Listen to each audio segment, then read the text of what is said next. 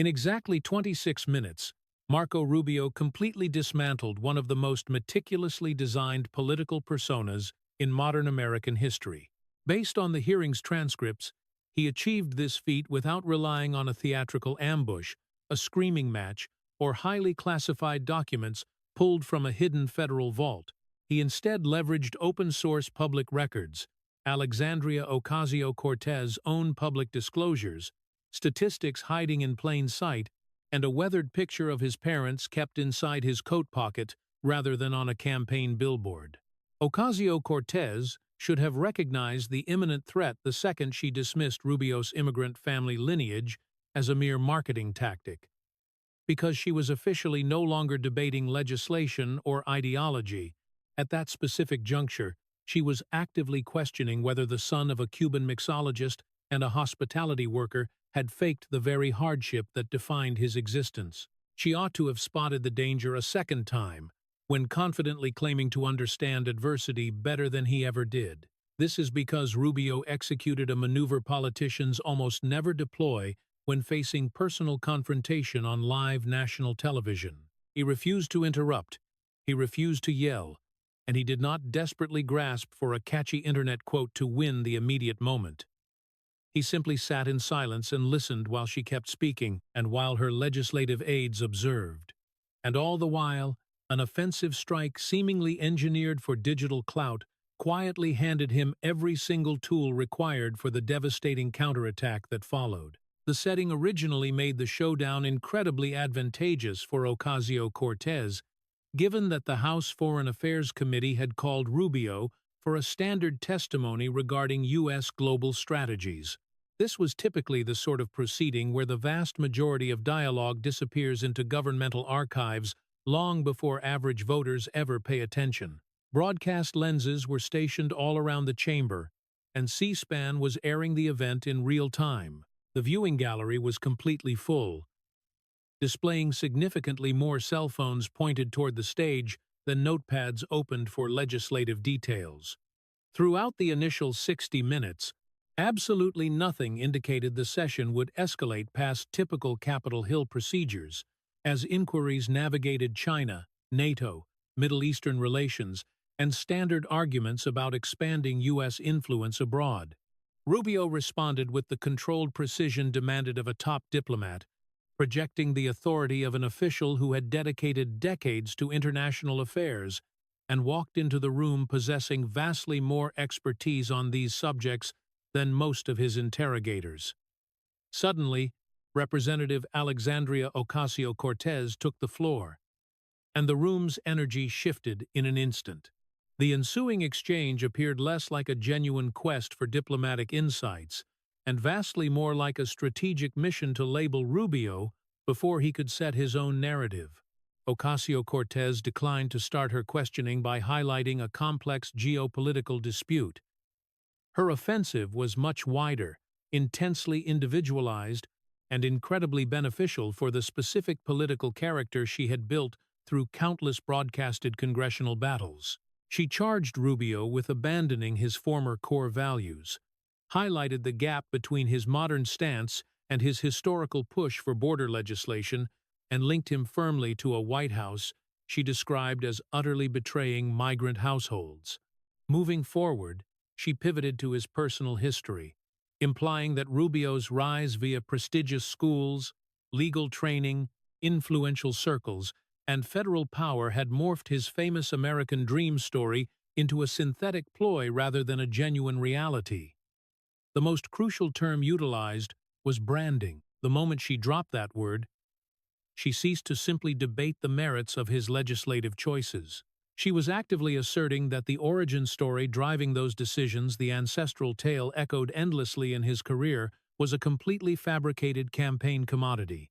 Instead of backing away from this severe claim, she accelerated the attack. She referenced media investigations regarding the precise dates his family left Cuba, leveraging the debated timeline as proof that his whole biography was embellished for electoral advantage. Following this, she painted the exact comparative picture she desperately wanted the audience to internalize. She cast herself as the genuine voice of the Bronx, while depicting Rubio as a lawmaker chained to rich contributors, prestigious establishments, and people entirely insulated from the struggles crushing normal blue-collar households. Her underlying point was basic enough to serve as an election ad. She comprehended poverty due to her Bronx roots, whereas Rubio had allegedly erased his memory of hardship after climbing so high above his family's modest origins. It functioned as a verbal snare designed for dramatic camera angles, bite-sized web videos, digital platform headlines, and the standard drama of a committee showdown, where the instigator anticipates the victim will panic before time expires. Her team kept their mobile devices pointed squarely at Rubio, and the public seating section braced for his inevitable outburst. The narrative notes a palpable feeling that a fresh news story praising Ocasio-Cortez for obliterating a conservative leader was being drafted before Rubio even opened his mouth.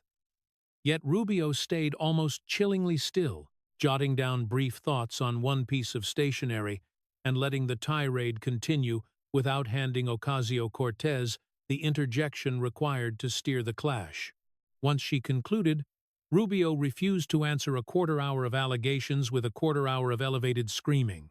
His retaliation succeeded flawlessly because he boiled the debate down to the precise accusations she voluntarily introduced. She had declared that she intimately recognized what true hardship felt like. She had highlighted her status as a Bronx native, and she had labeled his ancestral background as a marketing gimmick. Rubio grabbed those three specific statements and morphed them into the foundational structure for his entire impending counteroffensive. He commenced by discussing his dad, Mario Rubio, portraying him not through the polished prose of an elected official's autobiography, but via the harsh vocational truth of a guy who dedicated decades to bartending in Miami. He was positioned behind a bar top, pouring drinks for customers who frequently never cared to ask for his identity.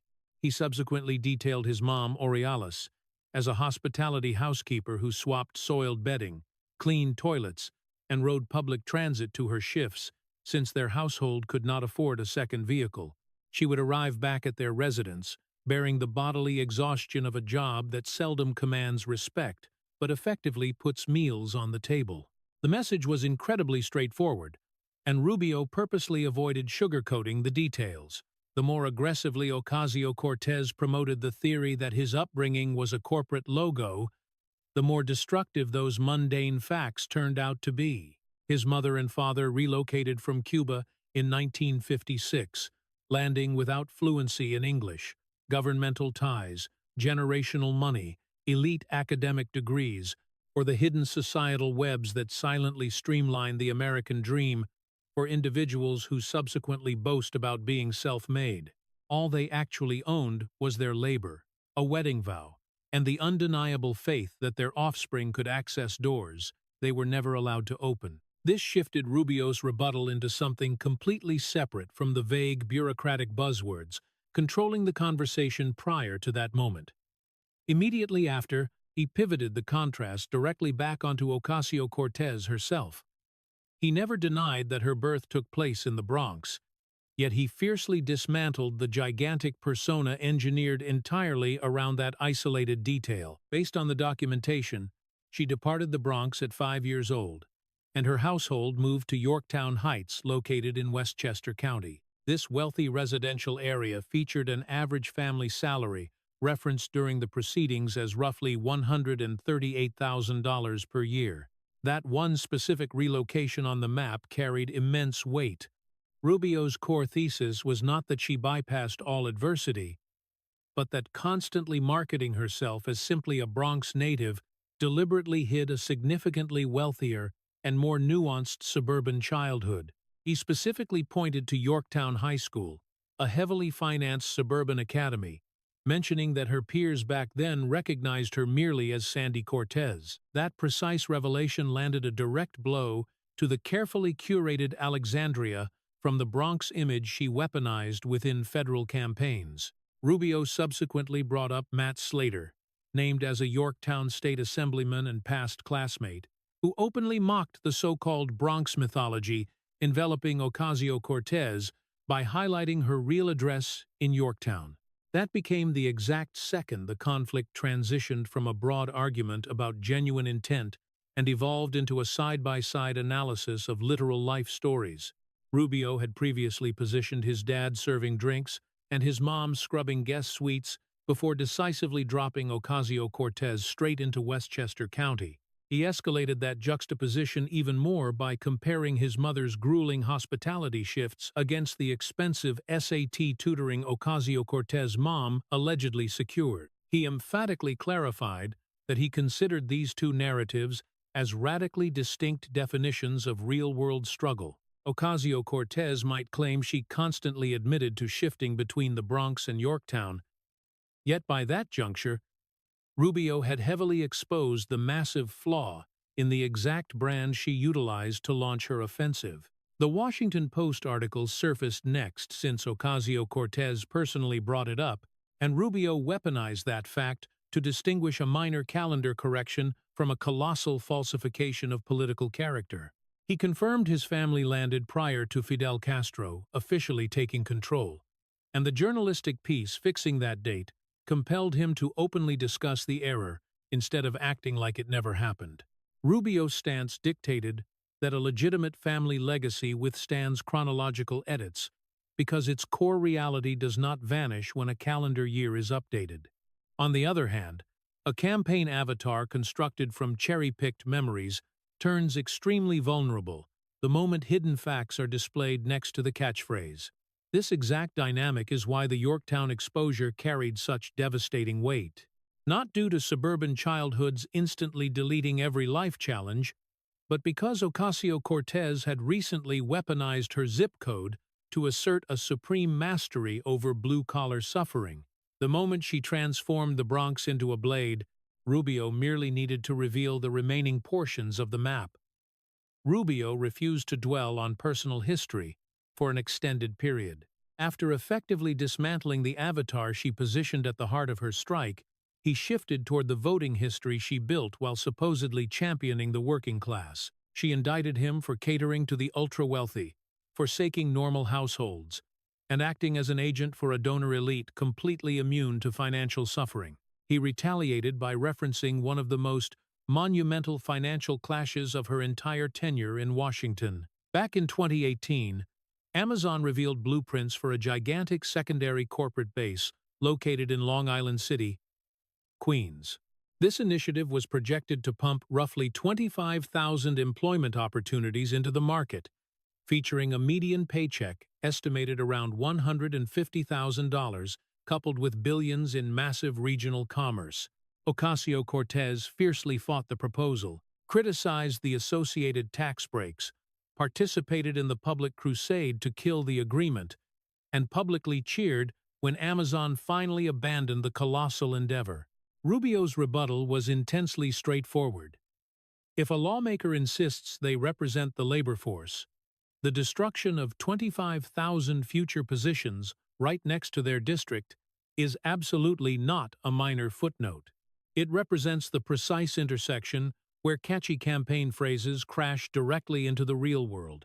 He presented the raw math, simply because mathematics becomes exceptionally hard to bury underneath partisan jargon once exposed to the light. Taking 25,000 positions and multiplying them by a $150,000 median wage equaled billions of yearly capital that should have circulated into employees, savings, households, retail shops, diners, property owners, builders, classrooms, and every single sector of the neighborhood ecosystem. Rubio next pointed to a giant sign put up by the Job Creators Network that ridiculed Ocasio-Cortez for the catastrophic elimination of those careers. He deployed it not as ultimate evidence, but as a blinding signal that the massive community backlash was already a permanent fixture in the civic conversation. The record transitions to Amazon's later choice in December 2019 to rent Manhattan commercial floors for just 500 staff members, a pivot Ocasio-Cortez frantically spun as proof she was right to kill the original contract. Rubio immediately crushed her celebratory parade into yet another basic math equation. A meager 1,500 roles stacked up against the originally guaranteed $25,000. This amounted to an invisible sliver of the primary hiring forecast, and most importantly, it landed far away from the neighborhood that acted as the battlefield for the First War. This marked the exact pivot where Rubio's analysis transformed from a philosophical disagreement into an uncompromising indictment of trading real-world financial results for cheap performative acts. Ocasio-Cortez shielded her stance by pointing toward the billions in suggested tax breaks, claiming taxpayer money should never be gifted to a monolithic enterprise. Rubio shattered that shield by educating the audience that those exact rebates were completely locked to upcoming commercial growth and employment that had not even been created yet. From his perspective, she hallucinated future tax credits as a literal mountain of currency resting inside a safe ready to be given to Amazon, totally disregarding that it functioned as a tactical lure meant to pull in capital that would spawn massive hiring, regional commerce, and downstream tax collections. He subsequently gave the destruction a human face by bringing up David Reyes, a Dominican builder based in Queens who expected to profit immensely from the Amazon headquarters and the lucrative physical labor it was slated to provide. Following the contract's implosion, Rubio pointed out that Reyes endured painful months without a paycheck before settling for a role offering significantly lower wages, inferior health care, and a brutal daily drive. Rubio flawlessly morphed a theoretical legislative argument about enterprise funding into a profoundly emotional inquiry regarding the fate of real employees once the media spotlights turn off. His primary thesis was not that every single estimated Amazon role was an absolute certainty, but rather that Ocasio-Cortez had cheered the death of a once-in-a-lifetime career boom while simultaneously branding herself as the ultimate protector of the exact citizens desperate for that financial rescue. This blinding contradiction proved unbelievably destructive because it arrived right after the revelation of her wealthy childhood, pivoting the room's focus from her ability to preach blue-collar rhetoric to whether her congressional votes had ever delivered a single blue-collar victory. Rubio leveraged Cuba as the concluding juxtaposition in this portion, stating that oppressive regimes can infinitely vow to shield laborers from corporate greed while actually abandoning them with absolutely zero financial liberty or wealth. He specifically referenced the median Cuban monthly wage of merely $30, deploying it as a dark caution against shrinking intricate financial strategies into trendy catchphrases, claiming businesses are universally exploitative and state control is universally pure. He then dropped the definitive concluding remark, perfectly capping off the Amazon disaster. Catchy quotes do not cover the lease.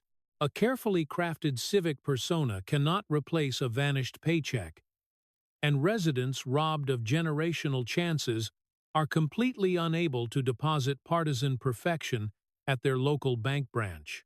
Moving forward, Rubio pivoted toward the Green New Deal, Ocasio-Cortez's most recognized legislative initiative, and the ultimate proof of the gigantic canyon between her massive media presence and complete absence of congressional success. He read aloud the stunningly gigantic goals attached to the document, which featured the extreme overhaul of the national power structure, widespread reconstruction of properties, universal job mandates, drastically widened medical obligations, and intensely disputed text regarding mandated financial stability. He referenced an analysis from the American Action Forum, estimating the initiative at a mind-bending $93 trillion. That precise number was tactically utilized to ensure the sheer magnitude of her blueprint could not be hidden behind soft, dreamy terminology. Rubio then fiercely contrasted that colossal expense with Ocasio-Cortez's public shielding of the proposal. She had earlier insisted the framework did not literally trigger all of that funding, framing it simply as an innocent declaration of morals rather than a strict fiscal mandate. Rubio's retort was completely laced with disdain. Through his lens, a legislative document could not simultaneously call for the unprecedented remodeling of the domestic market and then immediately escape all budgetary audits by hiding behind the excuse that it was just a non-binding moral statement. The official Senate tally handed Rubio an even more embarrassing metric. The Green New Deal framework garnered absolutely zero supportive votes. While 57 lawmakers officially rejected it, the bulk of the Democratic faction merely voted present.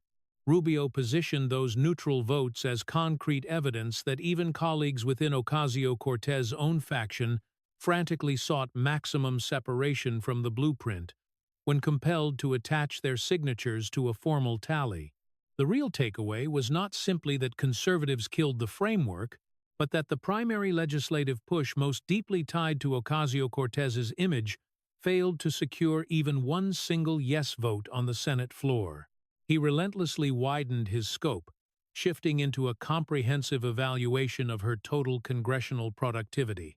He referenced concrete statistics from the Center for Effective Lawmaking, a highly regarded independent organization tied to Vanderbilt University and the University of Virginia. Based on the data, Ocasio-Cortez sat at a dismal 230th out of 240 House Democrats, and dead last among the 19 Democratic delegates hailing from New York. Rubio unleashed this embarrassing metric as a targeted blow against the main contrast he was assembling.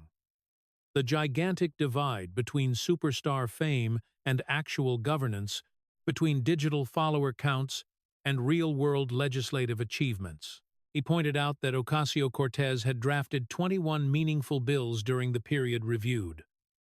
Out of those 21 proposals, exactly 0 saw committee movement, 0 advanced to a floor debate, and 0 became signed laws. He compared her invisible track record against Representative Rashida Tlaib, a fellow squad colleague who scored substantially higher and effectively pushed policies through committees, ensuring the failure could not be brushed off as a normal obstacle for a junior progressive. The subsequent phrase compressed the whole debate into one haunting juxtaposition. Millions of fans on Twitter, 0 regulations passed. When Ocasio-Cortez frantically countered that congressional impact could not be purely quantified by proposed laws alone, Rubio pushed the glaring logical inquiry. What exactly should act as the replacement metric for evaluating an elected official? He allowed the truths of online platforms, Instagram, and eventually the Met Gala, to linger over the room like a response she desperately wished to avoid. The Met Gala controversy served as an almost flawless addition to Rubio's thesis, offering a highly damaging photograph rather than a boring data chart. In September 2021, Ocasio-Cortez notably showed up to the Metropolitan Museum of Art's VIP party, donning a spotless white gown with the phrase "Tax the Rich" painted across the rear. It immediately turned the night into one of the most fiercely argued political fashion displays of the decade. Rubio highlighted the astronomical cost of entry, referencing a seat price of roughly $35,000, and ruthlessly compared that number against the median family salary of the impoverished households living in the Bronx and Queens. The optical clash he wanted the committee to absorb was agonizingly clear. A lawmaker who built her federal image entirely upon fighting hoarded capital was mingling inside one of the most restricted VIP gatherings on Earth, encompassed by moguls, superstars, fashion icons, and people whose net worth completely eclipsed that of her voters. The gown criticized the wealthy, yet the location set her pleasantly inside their lavish celebration. Rubio did not even have to embellish the optics, because the famous picture accomplished the bulk of the heavy lifting. He then zoomed in on exact visuals that rendered the environment even more poisonous within his narrative. He referenced video clips depicting Ocasio-Cortez walking casually through the packed gathering, while every single guest assistant and caterer was mandated to wear a mask in her presence. One photograph captured a female employee handling the tail of the gown, her face down and covered, while Ocasio-Cortez strutted without a mask. It produced the precise brand of optical hypocrisy that political rivals exploit without needing to fabricate the background. Rubio made sure the audience recognized that backlash hadn't only sprouted from the right, noting that Black Lives Matter Greater New York and various organizers heavily criticized the stunt as theatrical and contradictory to socialist ideals. He weighed the $35,000 entry fee directly against the yearly earnings of normal families in her territory, insisting a solitary evening at that function cost an amount the vast majority of her voters could never fathom spending on basic survival, let alone elite party access. He steered the parallel back into the intensely intimate space where the session had launched. His mom prepared beds for rich individuals because it was her occupation. In contrast, Ocasio-Cortez sported a fashionable campaign phrase amongst rich individuals and labeled the theatrical display as activism. Ocasio-Cortez tried to shield her appearance by pointing out that New York politicians are welcomed as honorary attendees of the institution. However, Rubio clarified his attack wasn't merely regarding her stepping foot into the architecture. His point was that the gathering flawlessly revealed the contradictory void between criticizing fortune as an edgy catchphrase and navigating with absolute ease through privileged circles while leveraging that same criticism as personal marketing. She preached regarding wage disparities before a crowd capable of dropping $35,000 on a seat showed up unmasked while working-class servers were forced to cover up, and turned the vocabulary of poverty into a piece of luxury clothing meant to conquer fashion outlets. Rubio handled this not as a slight inconsistency, but as the flawless extension of every single argument he had presented. The Bronx persona, undermined by Westchester. The labor-focused persona, undermined by the abandoned Amazon careers. The congressional persona, undermined by a productivity score sitting at the absolute floor. And finally, the anti-establishment persona, gleefully showcased at the most establishment social event in New York. With the Met Gala photograph looming heavily over the room, Rubio opened the last segment of his binder campaign finances. This was the exact domain where Ocasio-Cortez dedicated years claiming her political operation was vastly more pure than the machinery surrounding her. Introducing election funding was absolutely not an accidental shift. She engineered a colossal piece of her legacy around the assertion that she embodied an untainted style of governance, theoretically immune to corporate dollars, entrenched backers, and the monetary engines she blasted Washington for defending. Her public image consistently highlighted being grassroots-funded, turning away corporate PAC checks, and requiring fierce transparency from any lawmaker whose monetary ties warranted investigation. Rubio refreshed the committee's memory that she had previously questioned Michael Cohen about Donald Trump's money with such relentless focus that allied press outlets openly lauded her sharpness, framing her as someone exceptionally talented at tracking cash flows. That truth rendered the unbelievably strict moral baseline she created for herself infinitely more crucial. Because once a representative effectively weaponizes monetary audits into a fatal tool, every single audit bearing that representative's signature becomes a legitimate target.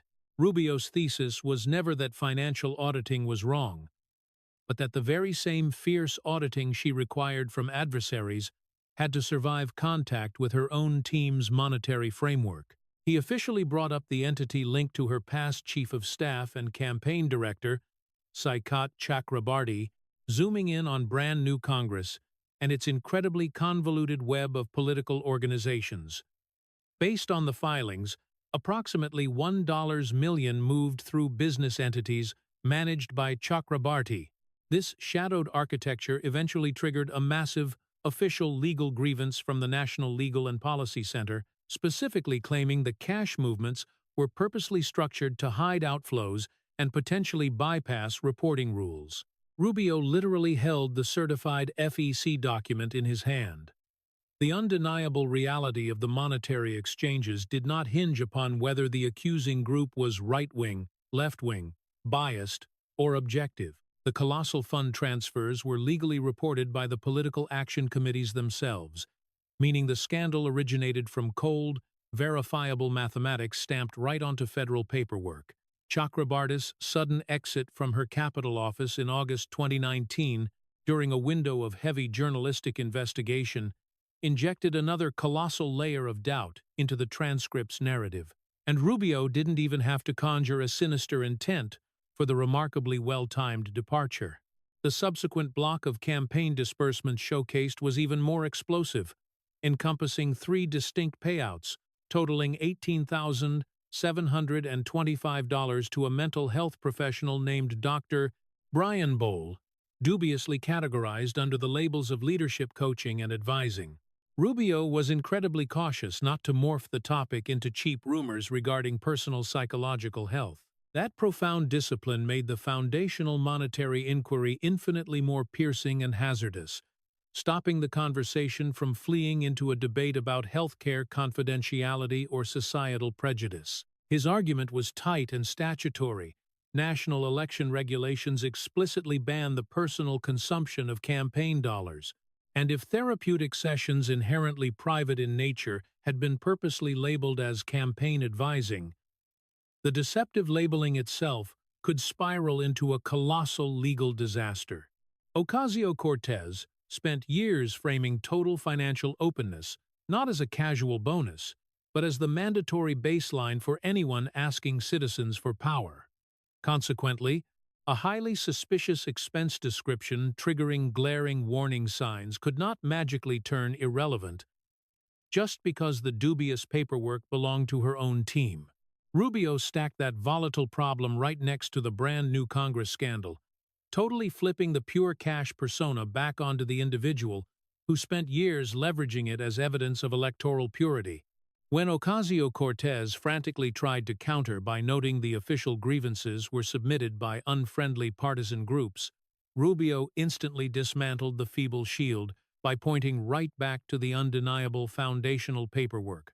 The biased people who submitted legal grievances did not magically invent the disbursements, launch the million-dollar shifts, or fake the dubious expense labels showing up directly inside her own electoral logs.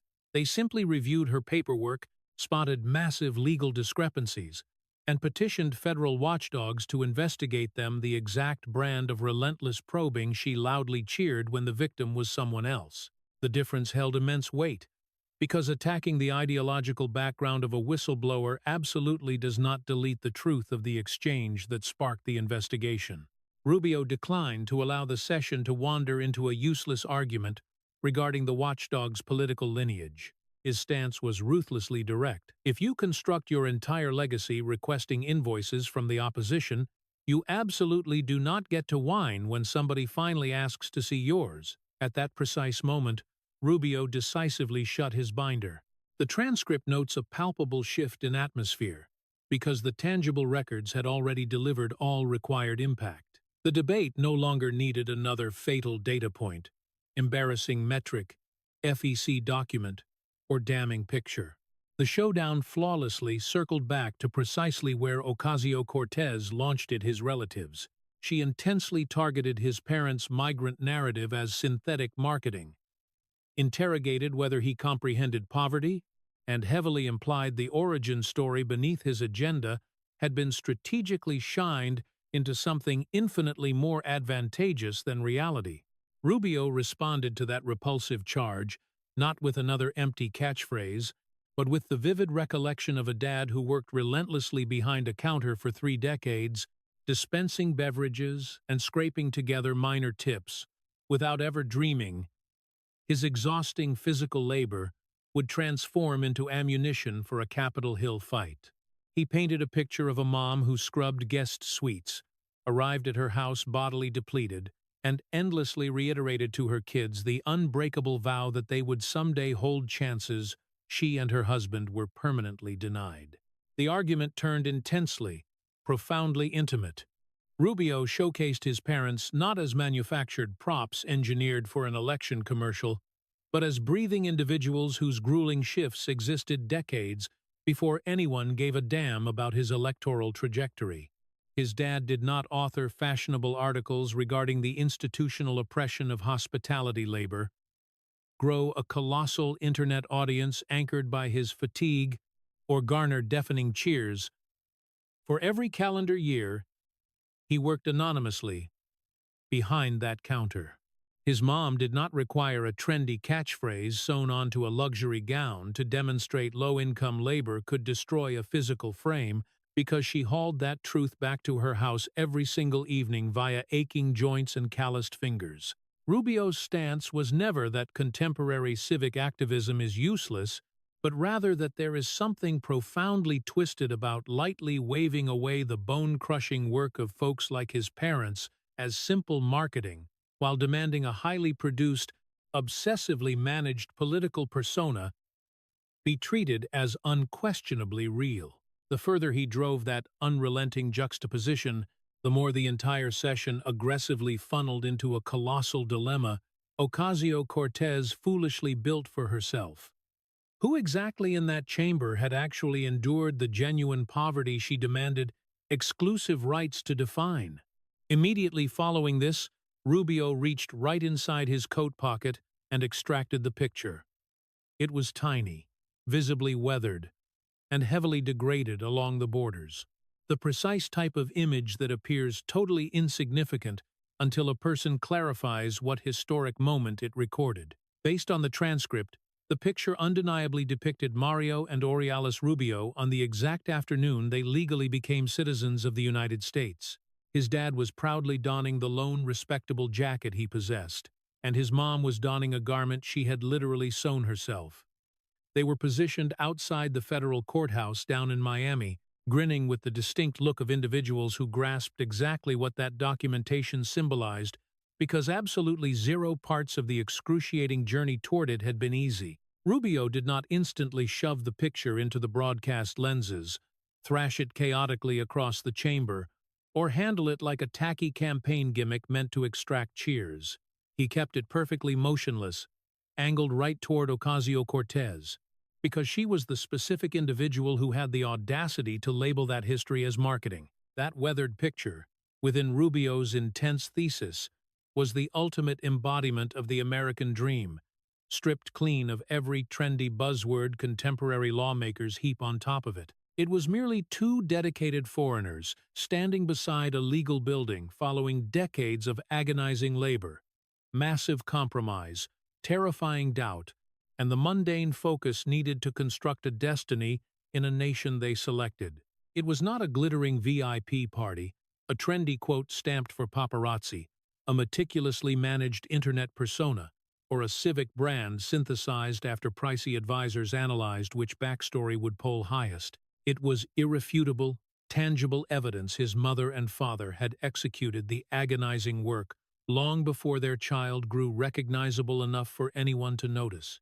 After the picture was set resting upward directly next to the shut binder, Rubio started systematically combining every hypocrisy from the session into one concluding, fatal contrast. Ocasio-Cortez fiercely announced to the Republic she was a native of the Bronx, yet the verifiable timeline proved she exited as a toddler and was raised inside affluent Yorktown Heights.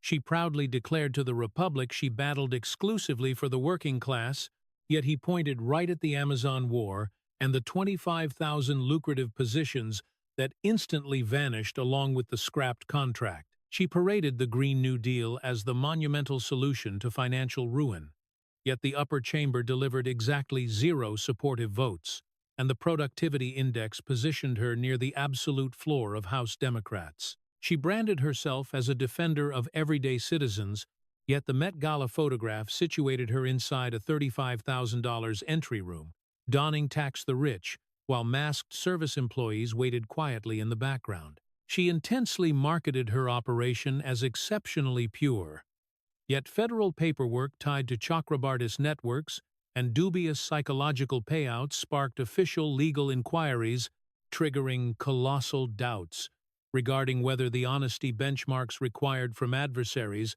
had been met within her own team. Rubio circled back to the foundational difference, fueling his whole counterattack. One narrative could survive massive investigation because its base was completely authentic, whereas the other frantically relied on forcing problematic facts permanently out of the camera's view. His mother and father were a mixologist and a housekeeper. They migrated to America, labored unbelievably hard, obtained citizenship, and their child ultimately became the Secretary of State. A timeline that absolutely did not require any polishing to be unbelievably potent. Ocasio-Cortez's civic persona launched with the rugged Bronx, yet turned considerably less simple once the massive affluence of Westchester County was introduced into the frame. It launched with fierce labor-class defense, yet turned tougher to justify once the vanished Amazon careers were tallied. It launched with burning anti-establishment speeches, yet appeared completely different beneath the blinding bulbs of the Met Gala. The session had irreversibly morphed into an uncompromising battle regarding whose personal history actually survived contact with the governmental archives. Rubio's concluding, undeniable charge was that his parents authentically achieved their American dream, whereas Ocasio-Cortez completely fabricated hers. By the second he dropped that intense statement, the chamber had turned totally, terrifyingly silent. He smoothly fastened his coat button and landed the ultimate strike, bringing the whole confrontation to a close. He informed Ocasio-Cortez that the things individuals brag about the most frequently expose exactly what they frantically lack. She constantly bragged regarding the Bronx, and what she genuinely lacked was the reality concerning the entire narrative beneath that image. Ocasio-Cortez remained totally frozen, while her clearly terrified chief of staff muttered frantically, then softly asked for a quick pause from the committee head. Rubio simply gathered his binder and weathered picture, and smoothly announced he had nothing else to add. The tangible paperwork, raw mathematics, personal histories, and irrefutable photo of his parents had already delivered more devastating impact than another monologue could provide. The clash that started with Ocasio-Cortez anticipating Rubio to frantically justify his narrative concluded with Rubio mercilessly compelling her to justify hers. The fallout absolutely did not stop once the head of the committee pushed the session onward. The consequences cascaded vastly quicker than the clash itself, with incredibly destructive viral videos hitting colossal demographics before many had completely digested the events. Ocasio-Cortez's frantic plea for a pause populated instantly throughout the web.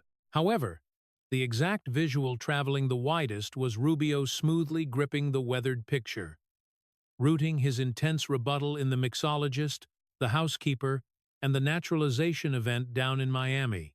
The phrasing tied to that exact second that his mother and father had achieved their American dream turned into the ultimate quote around which the battle was rapidly remixed online, scrubbed of dull bureaucratic terminology, and morphed into a sharp conflict regarding political honesty. Based on the formal records, the explosive session gathered tens of millions of clicks across multiple networks inside of 48 hours. The undeniable juxtaposition between Rubio's parents' naturalization picture and Ocasio-Cortez's flashy Met Gala presence morphed into an instantly familiar optical abbreviation for the intense war. The debate had been completely squeezed into two basic pictures symbolizing entirely opposing narratives regarding intense labor, economic rank, physical adversity, and the absolute privilege to utilize the vocabulary of the American dream. The exceptionally destructive moniker Sandy from Westchester started spreading rapidly on the internet, weaponizing the Yorktown chapter of Ocasio-Cortez's life as an incredibly potent counteroffensive against the rugged Bronx persona she dedicated years fiercely projecting. That exact moniker was uncommonly vicious exactly because it needed almost zero context, grabbing a nuanced life story and mercilessly shrinking it down to the precise brand of tacky campaign marketing trick Rubio charged her with leveraging. Her legislative team tried to retaliate that night with a highly curated press release, frantically painting the clash as an orchestrated plot to muzzle a minority woman advocating for everyday households. But the document glaringly neglected to squarely tackle the affluent Yorktown childhood, the intense Amazon career debate, the embarrassing productivity score, or the incredibly dubious election funding inquiries Rubio dropped onto the transcript.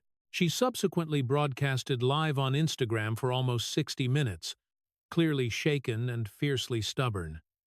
Her diehard followers mobilized precisely like they had during previous scandals. Yet the narrative clearly emphasizes the vastly more crucial viewing demographic was absolutely not her dedicated left-wing base. It was neutral voters, centrist Democrats, senior citizens, and civically fatigued residents who tuned in lacking the urge to shield either lawmaker. Within the narrative outlined by the record, legacy journalism quickly moved away from framing the session as merely another biased screaming contest, framing it instead as an uncommonly potent, intense interrogation grounded completely upon undeniable documented facts. CNN's Jake Tapper is specifically noted describing Rubio's systematic tactic as a severe style of absolute cross-examination, since the colossal offensive leaned completely upon accessible records, undeniable monetary filings, and a prestigious university analysis. The New York Times printed highly destructive editorials specifically regarding the squad's wider marketing crisis, whereas Vanity Fair, which previously gleefully praised the Met Gala stunt, quickly pivoted into a vastly more awkward, intensely skeptical debate regarding actual honesty inside left-wing governance.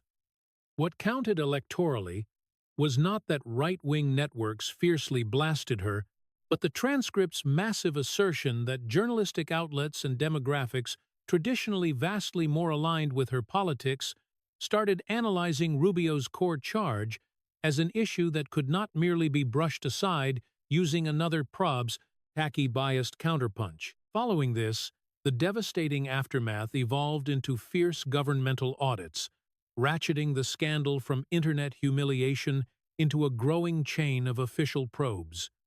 Inside of just weeks, the Federal Election Commission formally launched an official investigation into the colossal brand-new Congress cash movement squarely tied to Saikat Chakrabarti, while monetary logs linked to the convoluted architecture faced intense audits.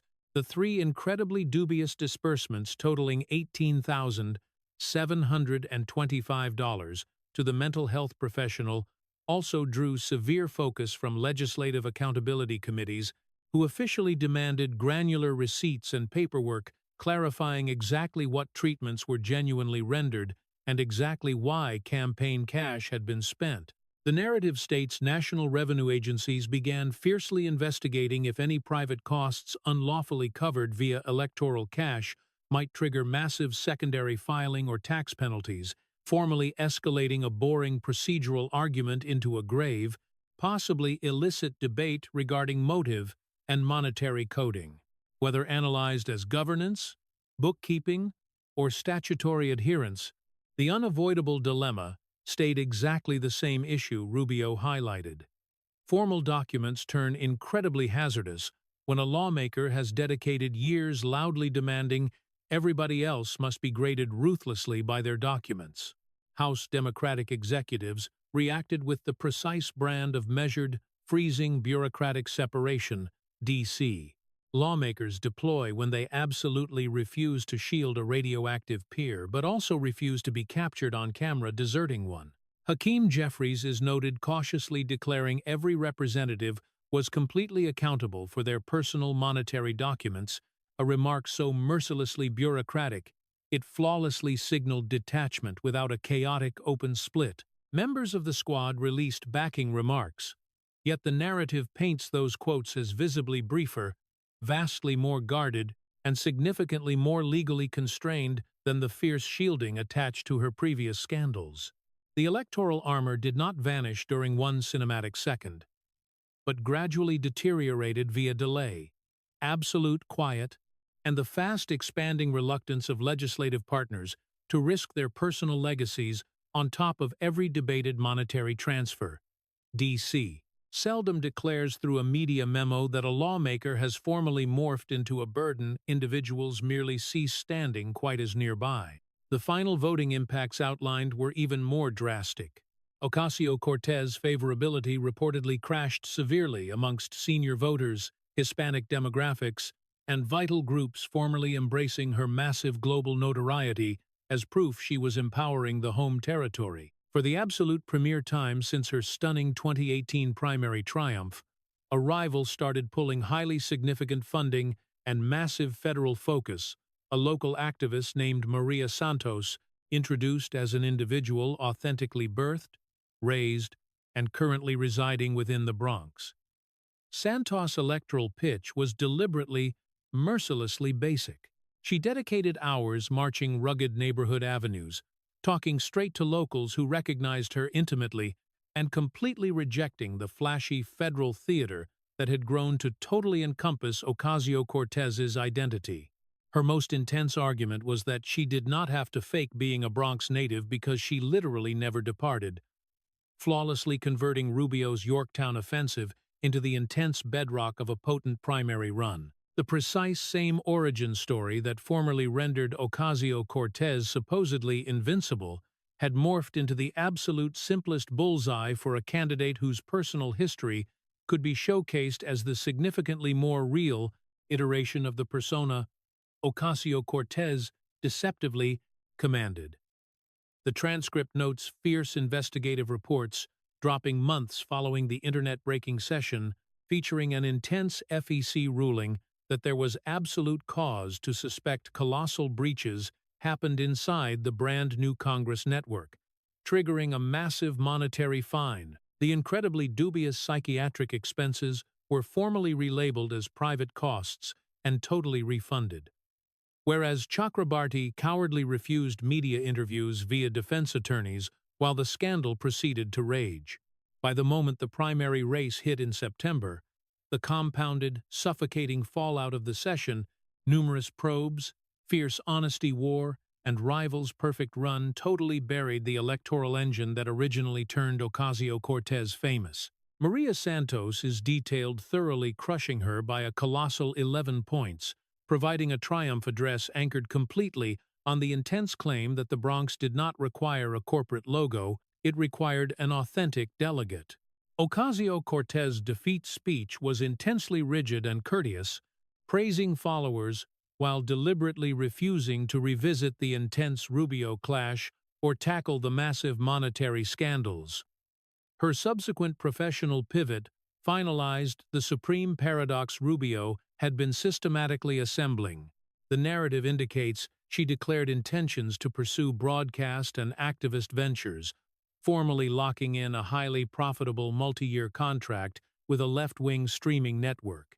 The lawmaker Rubio, mercilessly ridiculed as simply a digital influencer with millions of fans and zero past regulations, had genuinely transitioned into permanent digital influence after being banished from voting politics. An FEC handover linked to the Chakrabarti issue lingered as a grim judicial shadow, though the narrative mentions Ocasio-Cortez personally was not individually federally indicted. Rubio is depicted totally declining to gloat openly. When questioned regarding her massive loss months down the road, he merely remarked he had presented his case inside the chamber, and New York residents delivered the remainder of the verdict. His rationale stayed exactly identical. The American dream absolutely still carries weight, yet a prominent personality who deceptively engineers a logo rather than a concrete legacy will unavoidably clash with a person prepared to fiercely request the receipts. That concluding thought carries the entire narrative directly back toward Rubio's relatives. Because the mixologist and the housekeeper were absolutely never just sentimental window dressing, they served as the undeniable benchmark against which every individual assertion was mercilessly weighed. Their labor was intensely monotonous, profoundly taxing, massively uncompensated, largely unseen by wealthy circles, and totally worthless for securing internet notoriety. Still, it birthed a genuine naturalization picture Rubio brought into the chamber, and the final pathway permitting their child to ascend way past the exhausting tasks they executed. The narrative concludes circling back to David Reyes, the Dominican builder viewing election totals alongside his relatives following years toiling for significantly lower pay than the scrapped Amazon initiative could have provided. Reyes does not cheer Ocasio-Cortez's loss, as much as acknowledge that a person finally redirected the civic debate back onto the intense fallout of choices. Individuals exactly like him had been mercilessly forced to swallow without a word. That stands as the text's concluding, absolute judgment regarding the whole showdown. She walked in totally ready to fiercely tear down Rubio's history, and he retaliated by setting both histories straight next to the formal archives, vanished careers, legislative logs, monetary paperwork, irrefutable pictures, and tangible consequences. After that intense side-by-side juxtaposition was forced, merely a single iteration of the American dream was permitted to survive, completely unharmed by the facts. The conclusion hammers that judgment down, showing audiences synthetic honesty cannot be faked eternally, and concrete receipts ultimately prove vastly more potent than tacky jargon when a lawmaker dedicates years mistaking internet fame for tangible success. The mixologist who dispensed beverages, the housekeeper who cleaned sweets, the foreign parents who formally attained citizenship, and the normal employees who stretch wages over excruciating weeks morph into the undeniable ethical core of the intense case Rubio built against them. The narrative frames the tacky buzzwords, massive internet following, VIP party, vanished Amazon hub, embarrassing productivity score, and dubious election filings as irrefutable components of a single massive argument regarding if a civic persona had ultimately outpaced its civic reality. Rubio's offensive was brutal specifically because it did not demand Ocasio-Cortez to merely justify a single terrible vote or a single awkward picture. It required her to absolutely confirm the foundational persona beneath an entire federal legacy was as concrete as the colossal marketing constructed around it. She arrived to inform Marco Rubio his American dream was fake, and based on the transcript, he retaliated with the singular object: performative civic drama struggles hardest to withstand a legacy that could be unsealed, reviewed, contrasted, and set straight next to reality.